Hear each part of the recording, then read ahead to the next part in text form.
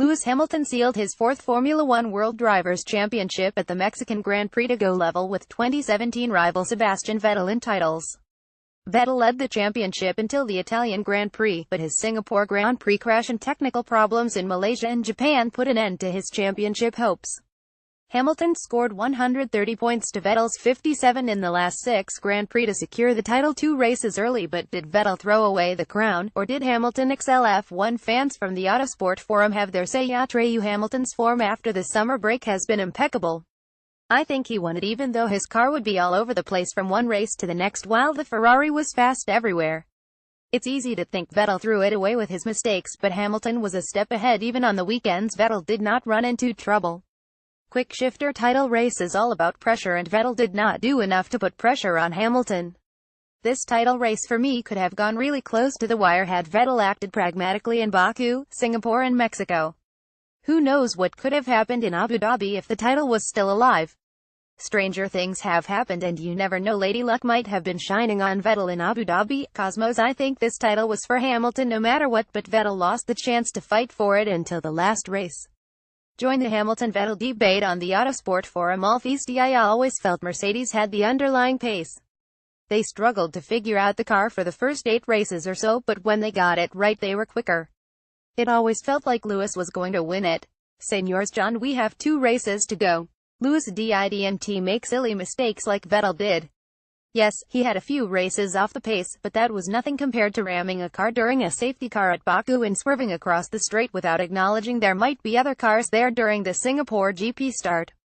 In my opinion, the dropped ball is with Vettel and Ferrari this year. Lustigson: I believe that Ferrari essentially screwed up on the technical front, while Vettel screwed up on the personal front, i.e.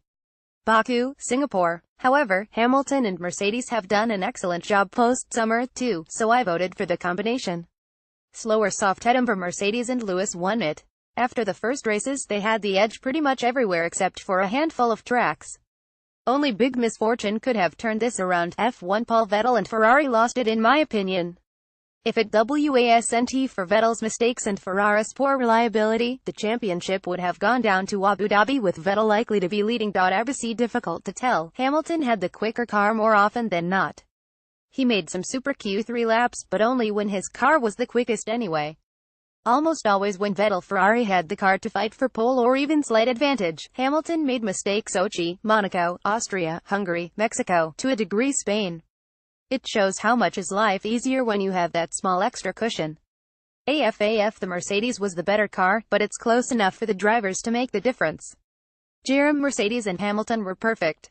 Neither Vettel nor Ferrari were. End of. Vettel had an amazing first half of the year, with probably a mixture of flattering the car and Mercedes having a relatively difficult season.